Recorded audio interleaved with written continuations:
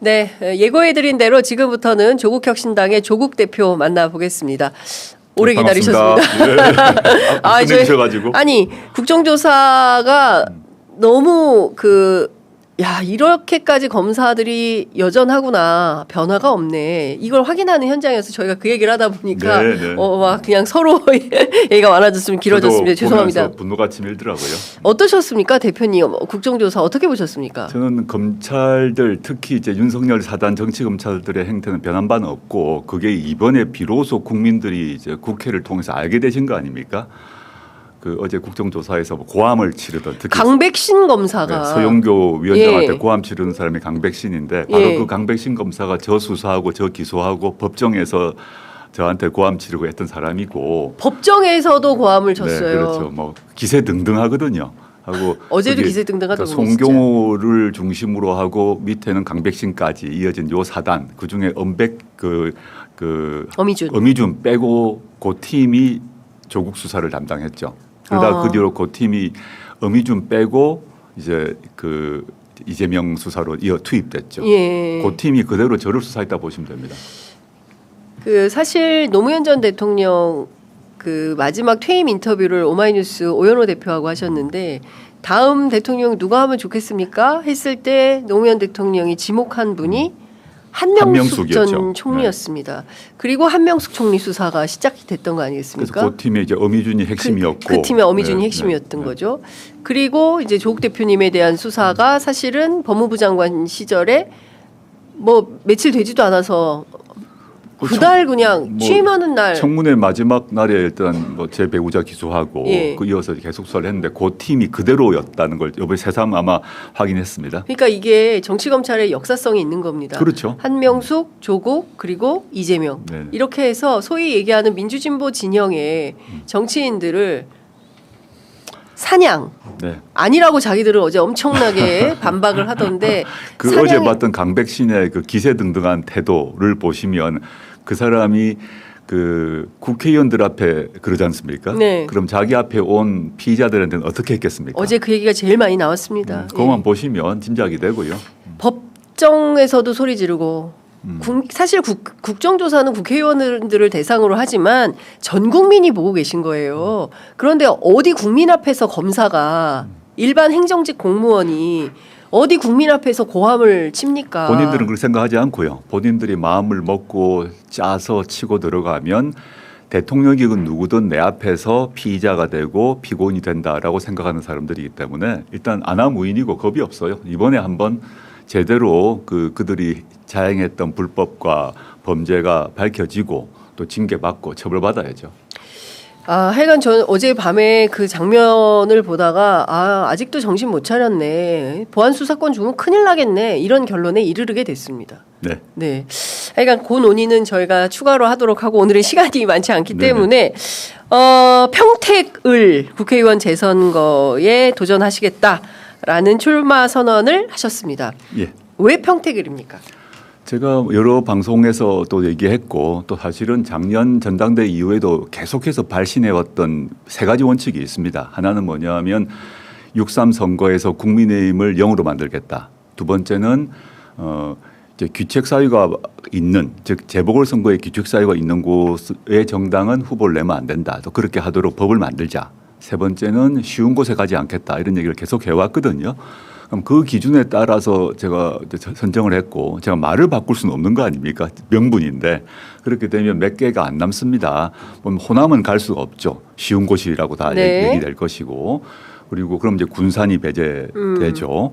안산 같은 경우는 보면 재보궐 지역이고 또 민주당 기책사유이긴 하지만 그게 민주당 텃밭입니다. 그래서 거기 가면 또 쉬운 데 간다라고 또 비난받겠죠. 그래서 그 중에 선택해보면 평택밖에 남지 않는다는 생각을 합니다. 왜 하필이면 세 군데 중에 세 군데 모두 저에게는 사실 낯선 곳이죠. 근데 저 정치인으로 복귀하기 위해서 어딜 갈 것인가 고민해야 되는데 그런 기준에 따라 선택을 했다라고 말씀드립니다. 하남 갑은 왜 배제하셨습니까?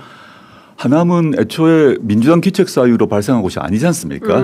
그래서 제가 이제 명분을 가지고 왜 그 선택을 했냐라는 명분, 이유를 답해야 되는데 네. 하남은 애초에 날 거라고 생각도 안 했고 아니 추미애 대표가 출마를 일찌감치 출마는 했지만 그때 당선될지 안 될지 아무도 모르잖아요. 저희가 준비를 할 때. 예, 그러니까 예. 재보궐 지역은 확정이 경선이 어떻게 될지 모르기 네, 때문에 경선을 그걸 보고 발표할 수는 없지 않습니까? 예, 저희가 예. 세 군데를 발표할 때 발표 하루 전날에 결정하지는 않지 않습니까? 미리 쭉 준비도 하고 조사도 하는데 네네. 저희가 얘기했던 계속 그 세 가지 원칙을 가지고 보면 그 세 가지 재보궐이 일어난 사유가 있는 그곳에서 선택해야 되는데 네. 그 중에서 평택을 가야겠다라 생각했죠. 특히 평택이 지금 황교안 후보도 그 전 국무총리도 나와 있고 네, 유이동 국민의힘 이 삼선한 분이거든요. 거기는 국민의힘 후보가 넘칩니다. 서로 하려고. 네. 이거 국민의힘이 후보를 예. 못 내서 지금 난리인데 예. 평택은 후보를 내려고 지금 뭐 후보를 하겠다는 분이 서로 경쟁하고 있는 정도로 그 민주개혁 진보진영에는 좀 어려운 곳이죠. 그 이용전 의원이 대표적인 찐윤 아니겠습니까?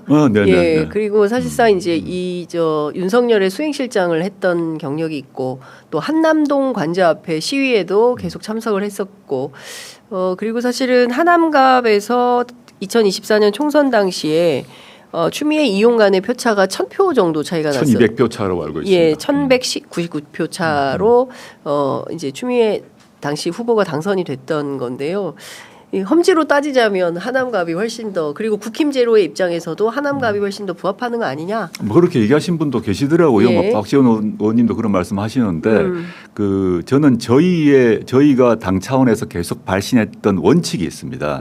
그 원칙에 따라 결정을 해야지 어떤 다른 당에서 일로 가면 좋겠다, 절로 가면 좋겠다, 뭐 이렇게 따라 할 수는 없죠. 예, 그러니까 조국혁신당의 네. 원칙에 따라서 네, 네. 그 결정한 곳이다. 네. 네, 그 김재현 진보당 대표가 굉장히 서운하신 것 같아요. 아, 예, 예. 예, 그래서 사실은 본인들 입장에서는 이게 생존을 걸고 하는 그 거다. 그리고 만약에 본인이 살아서 오고 또 조국 대표도 살아서 오시면 국회에서 그 소수 정당 이제 작은 진보 야당들 간의 교섭단체 구성을 위한 숫자를 마련할 수 있게 되지 않겠냐. 왜 이런 선택을 하셨는지 모르겠다. 사전에 전혀 협의가 없으셨습니까? 협의가 없었죠. 당연히 없었고요.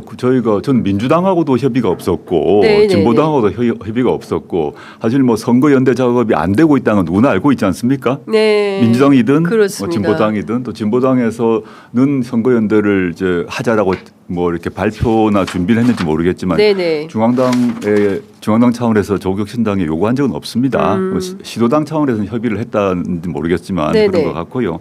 저는 이제 먼저 이제 심재현 후보 그 대표께서 네네. 출마를 먼저 선언하시고 현장에 뛰고 있는 건 제가 알고 있었죠. 예. 제가 뒤이어서 출마를 선언했기 때문에 뭐 화도 나시고 섭한 감정이 있으시다고 생각하고 예. 저희가 꾸준히 이제 그 정치개혁 등을 위해서 연대해온 건 사실입니다.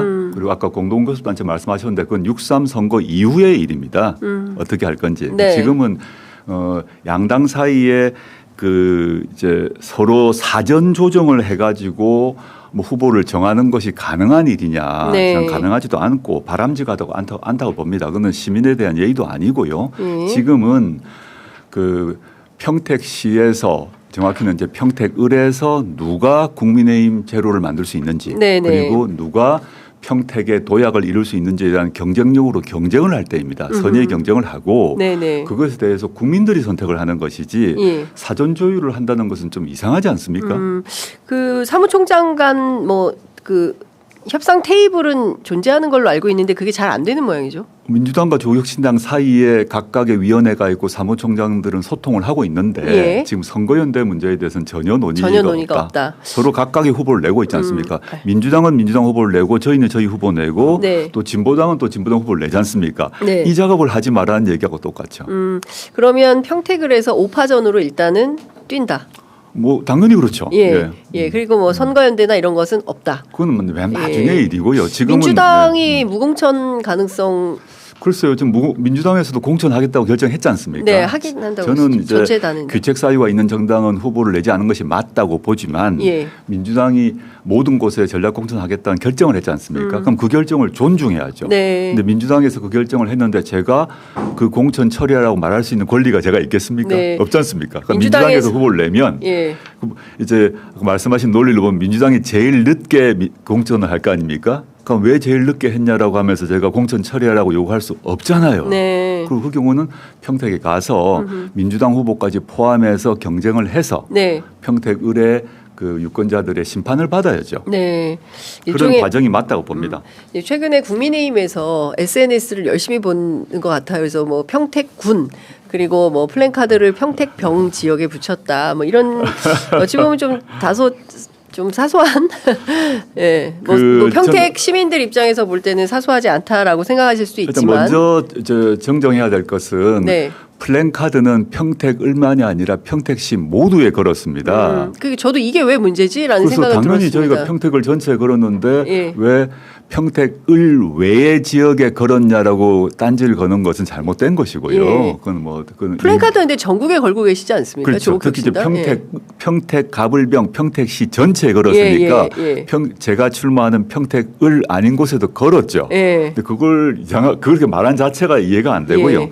그 다음에 이제 제가 평택시를 평택군이라고 실수로 페이스북에 치고 한 뭐 15분 정도에서 고쳤어요. 네네네네. 저는 뭐 제가 이제 평택 신입생 아닙니까? 네. 사실 평택에 태어난 것도 아니고 자란 것도 아니라서 신입생인데 네. 평택 신입생으로서 제가 혼이 나야 될 실수를 했다고 생각합니다. 그 평택시 승격된 지 한 30년 정도 된 걸 알고 있는데 네. 제가 그걸 머릿속에서는 알고 있었는데 무의식적으로 이렇게 손으로 치다가 네. 실수를 한 것 같아요. 그래서 저는 신입생으로서 한 실수고 혼이 네. 나야 된다 생각을 하고 그리고 이번 기회에 그 평택 시민들이 얼마나 지역에 대한 자부심이 높은지 알게 되었고 앞으로는 그런 실수하지 않도록 할 것이고요. 네. 신입생이지만 제가 학습 능력이나 또 시험 능력은 저는 우수하다고 보기 때문에 더 열심히 뛰어서 평택 시를 발전시키기 위한 우등생이 되도록 하겠습니다. 네. 그 칼국수 드신 날 집 알아보러 가셨다. 예, 그렇습니다. 네. 그래서 어떻게 전입 신고는 언제 하십니까? 지금 몇 군데를 후보를 지금 이제 부동산 예. 공인중개사분은 하고 알아봤고요. 네. 아마 다음 주 정도에 계약하지 않을까 싶습니다. 아, 다음 주 계약. 네, 예. 집도 계약해야 되고 선거사무소도 계약해야 되고 예. 후원회 사무실도 열어야 됩니다. 예. 그래서 세 군데 계약을 해야 돼서 아마 다음 예. 주 중에는 다 마무리하고 예. 주소 이전할 생각입니다. 혼자 가십니까? 가족이 다 다 이전해야죠. 가족은 네, 다. 다 이전해야죠. 예. 그 싹 다 아니 왜냐하면 한동훈 대표 같은 경우에는 나홀로 전입 신고를 하신 걸로 전해지고 있어서. 그건 잘 모르고 당연히 결혼한 딸이야 못하죠. 예, 독립 가구기 때문에. 예. 가족의 의미가 뭔지 모르겠습니다만 그 결혼한 딸은 못 갑니다. 예. 그래서 가족 다 가서 선거 캠페인도 그러면 다 가족이 모두 함께 하십니까? 그건 좀 힘들 것 같습니다. 네. 배우자가 몸이 그렇게 좋지는 않기 때문에 네. 거리에서 뛰어다니거나 하기는 쉽지 않지 않을까 예. 싶고 예. 병원 통원 치료도 해야 되고 원래 주치의가 서울에 계시기 때문에 네. 움직이기는 좀 쉽지 않을까 싶습니다. 예. 자, 홍준표 전 대구시장이 어제 오늘 대통령과 오찬을 할 예정인데 예. 어제는 조국 대표님하고 한동훈 전 대표를 동시에 저격하는 페이스북 글을 올렸어요. 평택 부산 사람들이 바본가 자아도취에 빠져서 나홀로 대선놀이 해본들 속을 평택 부산 사람들이 아니다라고 직격을 했는데요. 어떻게 보셨습니까? 일단 홍준표 전 시장님께 이제 감사 인사드리고 싶은 게 하나 있습니다. 감사? 네, 예. 제가 2019년에 검찰 수사 받을 때 당시 국민의힘 소속 예. 정치인이셨는데 예. 또 검사 출신인데 예. 이 수사 과잉 수사다라고 지적하셨어요. 그 점에서 용감하게 그런 문제 제기를 해주셔서 지금 다시 한번 감사 인사 드리고 싶다라는 꼭 드리고요. 그 당시에 국민의힘 내부에서 많이 비난을 받으셨습니다. 이분이 검사 출신이고 국민의힘 소속 정치인인데 이 수사는 잘못됐다 얘기를 하셨기 때문에 그 점 제가 감사하게 생각한다라는 점 한번 꼭 의사를 표시하고 싶었고요. 지금 처음이신가요? 저는 공개적으로 홍준표 시장에게 감사 인사. 이런 얘기를 지적 당해본 적이 없어서 제가 이런 공개적으로 홍 시장님께 감사 인사 드리고요. 네. 지금 지적하신 비판에 대해서 자아도취 이런 표현 쓰셨는데 제가 창당 이후로 정치에 뛰면서 자아도취를 할 그런 시간도 없었고 그런 여건이 되지 않았다는 말씀은 꼭 드리고 싶습니다. 제가 창당할 때부터 지금까지 단 한 번도 꽃길이 깔린 적은 없었다. 창당을 해서 할 때는 예컨대 민주당이 저희 당을 창당하는 걸 찬성하지도 않았고 또 민주당 위성정당인 비례연합에 넣어주지도 않았어요. 그래서 민주당과 협력하면서도 경쟁하면서 여기까지 왔지 않습니까? 그러니까 자아도취할 시간도 여건도 아니었다는 점 말씀드리고 보니까 저도 글을 봤는데 평택의 삼선 의원인 유이동 의원을 칭찬을 많이 하신 것 같은데 저의 관점에서는 유이동 의원은 내란 극우 세력 국민의힘의 정치인이고 평택 발전을 제대로 이루지 못한 사람으로 저는 물러나야 할 낡은 정치인의 표본이라고 봅니다. 그 점에서는 제가 홍 시장님과 동의할 수 없다라는 점 꼭 분명히 말씀드리고 싶습니다. 이재명 대통령이 홍 시장님 왜 초청해서 오늘 식사하신다고 생각하세요? 이재명 대통령의 이제 포석이죠. 포석. 바둑 잘 두시는 거 알고 있는데 예. 판을 크게 쓰고 계시는구나 싶고 예. 이분을 어디로 공직에 이렇게 취임시킨다 이런 문제를 떠나서 예. 그런 행보 자체가 예. 지금 중도 확보 전략, 보수 확보 전략에 큰 도움이 될 거라고 보고 의도적으로 그런 선택을 하셨고 예. 또 홍준표 전 시장 같은 경우는 국민의힘에 나왔지 않습니까? 또 홍 시장님 같은 경우는 한동훈 이런 스타일을 너무 싫어하거든요. 그래서 그분 입장에서는 홍준표 시장님 같은 경우는 한동훈 같은 사람 또는 현재 국민의힘보다는 이재명 대통령의 그런 전망, 비전, 스타일을 더 선호하시는 걸로 저는 알고 있습니다. 네. 홍 시장님하고도 한번 만나시겠습니까? 만나신다면 제가 감사 인사 드려야죠. 아니 조국 대표님께서 예. 혹시 한번 보시자고 연락을 하실 생각이 있으십니까? 제가 지금 평택을 선거에 바빠서 예. 홍 시장님까지 만나러 갈 여건이 없습니다. 지금 오늘 마치고 오늘 예비 후보 등록하러 가야 되고 예. 이제 예비 후보 등록하면 정식으로 선거 운동을 해야 되므로 네. 홍 시장님께는 제가 6.3 선거에 이기고 난 뒤에 네. 찾아뵙죠. 6.3 선거 이기고 난 뒤에 직접 찾아뵙겠다라는 말씀 좀 주셨습니다. 판을 크게 쓰신다라는 평가, 이것은 결국 영남 선거와 연동된다라고 볼 수가 있을 물론이죠. 것 예, 같은데요. 제가 직접 대구에 가보니까 또 창원에 가보니까 울산에 가보니까 분위기가 심상치 않습니다. 많은 시민들께서 이재명 대통령에 대한 연호 플러스 이번에 민주당에게 한번 기회를 줘보자, 새로운 선택을 해보자, 이런 분위기가 좀 읽혀지는데요. 막판까지 부산을 했었다. 그렇죠. 네, 저는 부산은 고향이기도 하고 네. 실제 이제 부산에서 저보고 내려오라는 사람도 많았고 또 저로서도 부산으로 가고 싶으셨죠, 솔직히. 생각이 있었죠. 제가 예. 작년 말에 전당대회 복귀하고 난 뒤에 예. 전재수 이제 당시 의원이 부산시장 간다는 거는 다 알려져 있었기 네. 때문에 저길 고향이기도 하고 자연스럽지 않습니까? 네네. 이제 귀책 사유가 있는 곳은 아니지만 네. 제가 제 고향에 가는 것에 대해서는 비난하지 않을 거 아닙니까? 거기는 이제 민주당 귀책 사유는 아니지만 네. 제 고향이므로 생각했고 또 최근에 있었던 미디어 토마토 조사에서 보게 되면 양자 대결, 다자 대결에서 제가 1등하는 걸로 나왔습니다. 예. 그래서 부산을 가야 되나 수도권을 가야 되나 이런 고민을 둘 중 하고 있었는데 제가 여러 언론에서 얘기했고 또 신장식 저희 당의 최고위원도 밝혔습니다마는 제가 실명은 제가 밝히지 못하겠습니다. 김영진 의원께서는 본인이 그런 얘기를 했다는 얘기를 밝히셨어요. 근데 김영진 의원 말고도 김영진 의원님이 저한테 직접 전하신 건 아닙니다. 네. 그 말은 복수의 인사가 있다는 것이겠죠. 네. 부산시장 선거 전략에 이게 좀 문제가 발생할 수 있습니다.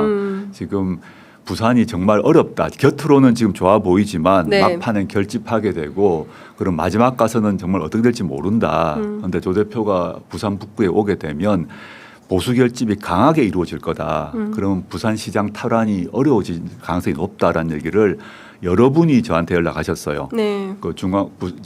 부산 민주당 부산시당 관계자들, 네. 그다음에 또 여의도에 계신 민주당 의원들이 하셨고. 김영진 의원님은 솔직하게 방송에서 얘기를 하셨더라고요. 네. 또 일부 의원님들은 저한테 연락하신 분은 아니지만 저한테 연락하지 않았지만 우리는 연락한 적 없다고 또 어떤 분은 하시던데 제가 실명은 공개하지 않겠습니다만은 그렇게 말하시는 분은 민주당 내부에 한번 물어보시라라는 말씀드리고 싶네요. 좀 아쉽긴 하다. 그렇지만 제가 이제 고향을 사랑하는 사람으로 또 부산에서 이제 박영준을 물리쳐야 된다는 점에서 전적으로 동의하는 사람으로 저는 부산 가는 게 전재수 부산시장 만드는데 조금이라도 도움이 되면 좋겠지만 그렇지 않다라는 판단을 제가 했습니다. 서운하지 않으십니까? 뭐 서운하겠습니까? 좀 약간 아쉬운 마음이죠. 뭐 서운한 게 아니라 저도 정치를 하고 제가 고향에서 승부를 보고 싶은 생각은 있었지만 제가 부산 재보궐에서 이기는데 만약에 그 저로 인해서 부산시장에서 박형준이 다시 된다. 네. 그러면 저로서도 너무 기분이 나쁠 것 같고 그 비난이 저한테 몰아치겠죠. 네. 그런 등등을 고려했을 때 그 민주당에서 저한테 이제 복수해 또 그리고 이제 또 신장식 의원에게도 복수해 인사가 문제를 제기하고 그 말씀을 하셨는데 저는 그 문제가 타당하다고 결론을 내렸습니다. 그래서 부산은 빨리 포기하고 네. 호남과 부산을 빨리 포기한 거죠. 그리고 수도권 중에 선택했다 이렇게 말씀드리겠습니다. 지민비조로 출발을 했어요. 네네네. 그때 분위기 좋았습니다. 네. 예. 그리고 사실 제가 알기로는 당시에 더불어민주당 지역구 의원들이 오히려 콜을 하셨어요. 아니 저희 동네도 좀 와주십시오. 저희 동네도 와주십시오 해가지고 대표님이 사실상 전국 순회를 하셨습니다. 네, 맞습니다. 네. 그러니까 민주당 선거에 당시에 상당히 큰 도움을 주었다라고 스스로 생각하실 것 같은데 근데 시간이 흘러 이 상황이 되니까 오지 마. 그게 뭐 우리 선거에 어려울 것 같아. 냉정한 현실이라고 생각하고요. 그런 비정한 정치의 현실. 그건 제가 받아들여야 되는 거죠. 정치를 하시기 때문에. 네, 지민비조 할 때는 저보고 많이 오라 했고 지금은 안 오면 좋겠다고 얘기를 하고 그런데 군산에서도 민주당에서 오지 마라 그러고 안산에서도 오지 마라 그러고 다 성명서 냈습니다. 어디로 가? 네. 그러니까 민주당 전북도당에서 예. 오지 마라고 성명서 냈거든요. 예. 뭐 예컨대 각각 의원님들이 방송 나와서 A 오지 마라, 어떤 분은 B 오지 마라, C 오지 마라, 다 오지 마라고 했어요. 그 저보고는 저에게 불출마 선언하라는 얘기구나. 그건 안 되는 거 아닙니까?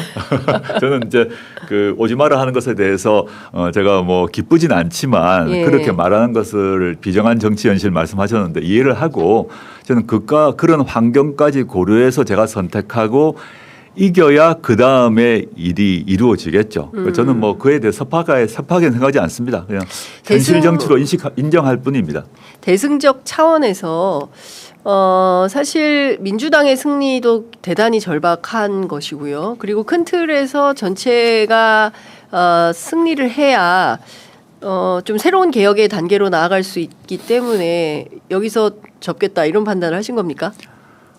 부산 쪽은 그렇다고 네, 봐야죠. 그리고 예. 호남 쪽 포기한 거는 제가 명분이 없지 않습니까? 호남 가면 지지율이 높게 나오는데 네. 조사를 해보면 그렇지만 조국이 편한 데 간다라고 또 얼마나 비판을 받겠습니까? 그래서 그 고향인 부산과 호남을 제외하고 나면 수도권만 남죠. 그럼 수도권에서 어디를 갈 것인가에서 보면 네. 제가 계속 요구하고 주장해왔던 귀책 사유가 있는 곳, 민주당의 귀책 사유가 있는 곳에 가는 것이 네. 저는 명분에 있다고 판단했습니다. 왜 보수가 이렇게 대표님에 대해서 아주 그냥 비판적이다. 특히 이제 2030 젊은 세대들에게 소위 얘기하는 그 진보의 위선 뭐 이런 거에 아이콘이라고 하는 게 맞겠습니까? 뭐라고 표현해야 돼요? 왜 저는 2019년 뭐라 해야 돼? 멍해라고 해야 네, 되나? 저는 한 번에 없어질 거라 생각하지 않고요. 이제 2019년 조국 사태 또는 조국 수사 이후에 제가 유죄 판결을 받았지 않습니까? 네. 지금 왈가왈부하고 싶지 않은데 예. 지금 이제 그때의 정치 검사들이 친윤 정치 검사가 지금 이재명 대통령 수사했던 걸 다 알고 있는데 저는 시간이 걸릴 거라고 봅니다. 조국 사태 또는 조국 수사에 대한 평가도 사후적으로 있을 것인데 지금은 다 감당하고 2030의 비판이나 불만에 대해서 제가 받아 안고 그 판결이 옳았다 수사가 옳았다 말하기보다는 2030의 주거 문제 일자리 문제를 해결하는데 제가 앞장서서 그걸 통해서 제가 이제 해결을 해야죠. 돌파를 하겠습니다. 네. 대표님도 그러면은 평택에서 계속 정치하시겠습니까? 아니면 이번 이후에 혹여 부산에서 기회가 생기시면 부산으로 다시 가시겠습니까? 부산으로는 돌아갈 수가 없죠. 지금 이렇게 했는데 네. 이제 평택에서 승부를 걸어야죠. 네. 그 대표님께서 서울에 집이 있는 걸로 알고 있는데요. 네네. 평택으로 이주하시면 집도 처분하시겠습니까? 지금 서울에 있는 집은 재건축 상태라서 들어갈 수 있는 집이 없습니다. 첫째. 그래요? 예. 재건축 완공이 되면 그렇구나. 예. 지금 제가 서울에 전세 살고 있고요. 예. 새 집이 완공되고 나면 그걸 이제 팔으라고 말씀하시는지 모르겠는데 그걸 집을 사고 파는 문제는 그때 판단하고 사는 거는 그 평택에 살아야죠. 예. 평택에 사시겠다. 네. 이제는 그러면 평택 사람 조국 이렇게 되는 겁니까? 네, 그렇게 이제 선언을 했고 예. 또 주거지 이전하고 모든 네. 생활 환경을 차례차례 옮겨 나가는 작업을 해야죠. 예. 지금 뭐 바로 하루 아침에 될 건 아닌데 네. 이제 지금 준비를 하고 있다는 점 말씀드리고 싶습니다. 네. 만약에 이번 지방선거에서 민주진보 진영의 정치인들이 대승을 하게 된다면, 그래서 이제 대구시장 김부겸, 부산시장 전재수, 울산시장 김상욱 뭐 이렇게 해서 쭉 뭐 경북은 좀 어렵다고 오준규 후보 이렇게 나오는데, 이렇게 되면 중앙 권력, 지방 권력 그리고 의회 권력까지 모두 석관하는 대한민국 역사상 최초의 상황이 벌어지는 겁니다. 그러니까 이른바 개혁의 골든타임이라고 네, 보여질 네. 수 있는 건데요. 지금 보면 어제도 보면은 이제 많은 분들이 많이 열받으셨을 것 같은데, 검찰 여전하고 언론 여전하고요, 사법 여전하고요. 이거를 진짜 굉장히 강도 높게 개혁 과제를 밀어가야 된다라고 생각하는데 어떻게 보십니까? 전적으로 동의를 하고요. 네. 과거 문재인 정부 때 같은 경우는 행정부는 이제 민주당 정부였지만 네. 국회 의석이 부족했지 않습니까? 네. 그 당시에는 검찰개혁 공수처 만들고 수사권 조정하는데도 바른미래당의 동의를 받기 위해서 개혁 강도를 낮출 수밖에 없었어요. 근데 지금은 행정부와 입법부 모두 민주개혁 진영이 이제 장악하게 된 상황 아닙니까? 네. 저는 이게 뭐 100년 아니 1000년 만에 오는 그런 천재일류의 기회라고 봅니다. 이때 그 정치개혁, 사법개혁, 검찰개혁 외에 사회경제적 개혁을 단호하게 할 때가 왔다. 이런 시기는 대한민국 역사에 없었다고 좀 보고 있기 때문에 이번 지방선거 이후에 28년 총선 전까지 또 총선으로 들어가게 되면 이런 각종 개혁 조치를 작업하기 힘드니까요. 저는 지선 이후에 28년 전까지 지금 묵은 각종 개혁 작업을 과감하게 해야 된다는 생각이고 저도 거기에 일조하고 싶습니다. 민주당과의 합당 문제는 어떻게 돼가는 겁니까? 합당을 저희는 이제 조국혁신당은 당무위원회 거리를 통해서 조국혁신당의 비전과 가치, 사회권 선진국, 토지 공개념 등등을 이제 지키고 확대한 차원에서 논의를 한다. 저는 열려 있죠. 열려 있다는 얘기를 여러 번 했지만 문제는 합당 제안을 정청래 대표가 하고 난 뒤에 민주당 최고위원들 뭐 이현주 의원이라거나 강덕구 최고위원 이런 분들이 합당에 반대하는 것 할 수 있죠. 반대할 뿐만 아니라 조국혁신당의 뭐 토지 공개념이 빨갱이라거나 뭐 이런 뭐 공격을 했지 않습니까? 그 네. 뒤로 무산된 거 아닙니까? 그래서 이건 공은 저희한테 있지 않다. 그 합당 얘기를 민주당에서 정리가 안 됐잖아요. 네. 그럼 민주당에서 정리를 하셔야 그 다음 얘기를 할 수 있는 것인데 저희는 조국혁신당의 비전과 가치를 보존하고 확대하기 위해서는 뭐 정치라는 것은 항상 열려 있다고 봅니다. 그런데 그렇지 않고 조국혁신당의 비전과 가치를 빨갱이라고 얘기한다거나 뭐 이런 식의 논의를 하게 되면 애초에 테이블이 안 만들어지죠.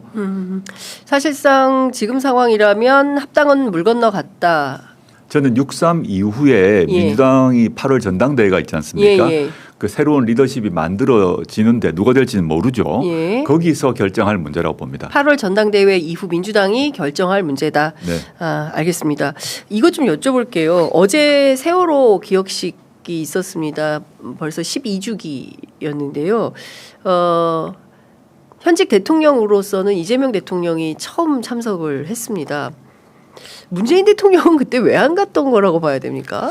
문재인 대통령 제 기억이 문재인 대통령은 세월호 가족들을 청와대로 초청하셨죠. 현장에는 안 가셨고 현장에는 안 가셨고 그 가족들을 청와대에 초청하셔서 위로하셨던 걸로 기억이 나고 뭐 그 이유는 제가 알 수는 없습니다. 예. 저는 이재명 대통령께서 성남시장 시절부터 이 문제에 대해서 개인적으로도 각별한 관심을 가지고 계셨기 때문에 저는 가신 거 잘하셨다고 생각하고 전 당일에 이제 목포 신항에 세월호 앞에 갔습니다만은 네. 그 안산이 아니라 목포를 갔었는데 저 아주 잘하신 결정이라 보고 좀 이걸로 끝날 문제가 아니라 오랫동안 세월호 가족들 또 그 뒤로 여러 가지 참사 가족들이 요구해온 생명안전기본법 문제가 있는데 그것이 네. 지금 통과 안 되고 있습니다. 세월호 사태가 나고 났는데 이 참사를 해결하기 위해서 생명이 중심되는 사회를 만들자고 해서 법안을 다 만들었고 저희도 제출하고 했거든요. 네. 근데 지금 16년째 지금 법안 통과가 안 됐어요. 저는 이 문제를 빨리 처리해야 된다 봅니다. 그래서 세월호 4.16 때마다 사람들이 가서 뭐 목포를 가건 안산 가건 다 행사하지 않습니까? 네. 노란 리본 달고. 예. 그런 정치인들이 왜 생명안전기본법 통과는 안 하는 겁니까? 이건 꼭 저는 민주당에게도 물어야 한다고 봅니다. 세월호 12주기인데 뭐 한 겁니까? 그동안 12주기 진짜? 내내 가족들은 예. 생명안전기본법 만들어 달라고 전국을 돌면서 삼보일비 하셨어요. 예. 어제도 제가 목포 갔더니 그 안산에서 목포까지 가족들이 걸어오셨어요. 그럼 생명안전기본법 만들어 달라고. 저는 세월호 12주기에 대통령 가신 건 너무 잘하셨고 그런데 집권당으로서 왜 생명안전기본법은 안 만드는 것입니까? 왜 통과 안 하는 것입니까? 저는 민주당 의원분들이 그 기억식에 참석하는 거 잘했다고 봅니다. 그런데 입법부는 법을 만들어야 되잖아요. 참석하는 거 말고. 네. 행사 참석 말고 그 문제의 근원을 해결할 수 있는 법률을 만들어야 되는데 생명안전기본법이 이미 제출되어 있습니다. 네. 그걸 빨리 상임위 통과시키고 본회의 통과시켜야 된다 봅니다. 이 점 제가 아주 강하게 말씀드리고 싶습니다. 네. 아, 시간이 좀 아쉬운데 다음 일정 때문에 이제 마무리를 해야 될 것 같습니다. 10분인데요. 조금만 더. 아, 예. 이것도 좀 여쭤보겠습니다. 시간이 조금 있다면 네. 민주당 안에서 일종의 이제 진보 블럭을 하시는 게 난지 아니면 쇄빙선으로서 대한민국 정치의 천하 3분지계로서의 역할을 하는 게 나을지 뭐 내부에서도 고민이 좀 많으실 것 같은데 민주당에 열려 있다고는 하지만 조국혁신당 내부에서는 어떻게 평가하십니까? 내부도 의견이 이제 반반 갈리는 것이고요. 아. 그거는 과거 이제 우리 고 이해찬 총리 연결식 때 백낙천 교수님 말씀하셨는데 백낙천 교수님은 그 독자적으로 가야 된다는 입장이라면 이해찬 총리님은 같이 가야 된다는 입장인데 네. 두 분 다 아주 소중한 분 아닙니까? 예. 그 두 가지가 저희 당 내에도 이제 논쟁이 크다. 그런데 그거를 저희 당은 당무위원회에서 그 양쪽 논의가 있은 후에 저에게 위임해 둔 상태입니다. 저는 핵심은 조국혁신당이 민주당보다 좀 진보적이고 개혁적인 비전과 가치 정책을 갖고 있지 않습니까? 이것을 포기하라 그러면 합당 논의 자체가 안 되는 거죠. 또 비난한다. 그럼 아예 안 되는 거죠. 그럼 이 조국혁신당의 더 진보적이고 개혁적인 비전과 가치 정책을 어떻게 할 것인가에 대한 논의를 할 수 있다 그러면 테이블이 만들어지겠죠. 그 점에서 조국혁신당은 열려 있다는 것입니다. 네. 오히려 닫혀 있는 곳이 민주당이죠. 그 민주당 안에도 워낙 스펙트럼이 다양해서 이 합당이 필요하다라고 판단하시는 의원들이 꽤 있는 반면 또 반대하는 분들이 있는데 결과적으로 이 양쪽의 판단은 차기 당권 구도에서 각자 지지하는 후보의 경향성과 맞닿아 있다라는 그렇게 분석. 보입니다. 네네. 그래서 민주당 내에서 또 보수 성향이 강한 분도 있고 진보 성향이 강한 분도 있지 않습니까? 네. 그게 이제 8월 전당대회와 연결되다 보니까 조국혁신당과의 합당 문제를 그 8월 전당대회와 연결시켜서 사고하시는 것 같고 네. 이재명 대통령 같은 경우는 당대표 하실 뭐 생각이 전혀 없으실 거 아닙니까? 그러니까 이분 예. 이재명 대통령 같은 경우는 민주진보 진영의 외연을 확대하고 이재명 정부의 기반을 확대하는 관점에서 합당이 맞다라는 지론을 밝히신 거 아닙니까? 예. 그러니까 그렇지만 또 당대표를 노리는 주자들 사이에서는 생각이 다른 것이죠. 그런데 그에 대해서 또 현실로 저는 인정해야 되고 네. 그 문제는 아까 말씀드렸습니다만 조국혁신당은 조국혁신당의 비전과 가치와 정책이 유지되고 확대된다는 차원에서 열려 있는데 민주당이 이 문제를 해결하지 못한 것 아닙니까? 그래서 그것은 민주당에 달려 있다고 생각하고 있어요. 이른바 역3당 합당론 이야기가 있습니다. 진보 좌쪽으로는 조국, 우쪽으로는 홍준표. 예, 그래서 판을 넓게 써서 좀 대한민국의 너무 질이 멸렬한 이 지역 정치와 특권층의 이제 그 결박당에 있는 방식의 정치에서 벗어나서 좀 새로운, 그러니까 일종의 이제 새 판짜기.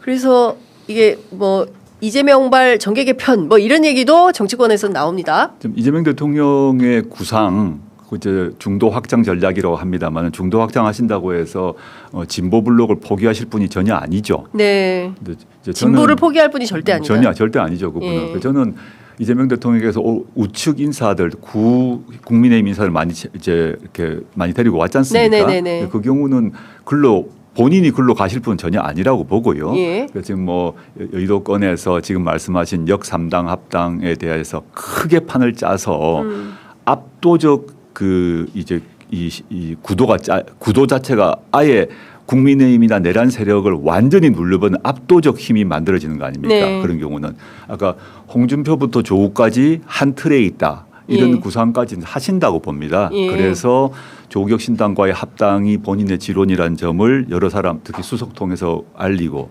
또 동시에 홍준표를 오늘 만나시는 거 아닙니까? 네네. 그럼 저는 뭐 대통령의 우중은 분명하다고 보는데 그런 크게 판을 형성하겠다는 대통령의 생각을 민주당이 실현할지는 또 민주당이 달려 있죠. 왜냐하면 민주당은 그런 문제를 민주당의 후보분들의 가까이는 8월 당권, 네. 멀리는 30년 대권 문제로 생각하시기 때문에 이재명 대통령의 큰 구상을 받아 안아서 실천할지 문제는 민주당에 달려 있는 것이죠. 네. 그 역시. 아유, 오늘 세 차례 민주당에 달려 있다라는 말씀 좀 주셨는데요. 그러니까 종국에는 8월 전당대회에서 어느 쪽이 당권을 가져가느냐에 따라서 이 합당 논의를 비롯해서 이재명 대통령의 포석을 둔 정말 압도적인 구도 속에서 정치 발전을 정말 언제까지 이렇게 삽니까? 한국 정치 맨날 정말 어제 검찰 태도 보십시오. 예, 언론 예를 태도 들어서 보십시오. 지금 정말. 일본의 자민련이 압도적 지배 정당으로 여권으로 수십 년을 해왔지 않습니까? 네. 자민련 안에 아주 심지어 진보적 개파도 있어요. 예. 우리는 자민련을 보수로 생각하지만 자민련 안에 진보 개파도 있습니다. 물론 똑같이 할 수 없습니다만은 그 정도의 지배 블록이 형성되어서 합리적 보수부터 진보까지 한 블록 안에 있다고 생각하면 극좌와 극우가 완전히 주변화되고 안정적 지배 구조를 형성할 수 있고 그 힘을 가지고 압도적 힘을 가지고 각종 개혁을 힘있게 밀어붙일 수 있죠.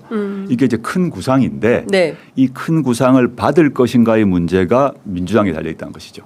네, 4번 나왔습니다.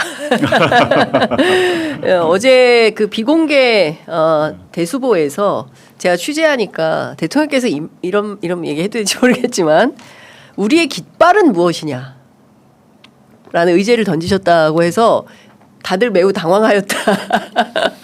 깃발, 우리의 깃발이 무엇이냐, 우리는 무엇을 위해서 지금 이 정치를 하고 있는 것이냐라고. 저는 이게 이제 집권 후에가 더 문제라고 보죠. 집권 전에는 윤석열 검찰 독재 정권을 끝내고 윤석열을 탄핵한다는 깃발 하에 모두 뭉쳤지 않습니까? 그런데 네. 윤석열 이후, 즉 내란 이후에 대한민국을 어떻게 할 것인가에 대한 깃발이 있어야 되고 깃발 들고 달려나갈 세력이 있어야 되는 거 아닙니까? 그렇죠. 예. 조국 신당은 그게 사회권 선진국이라 얘기를 한 것입니다. 네.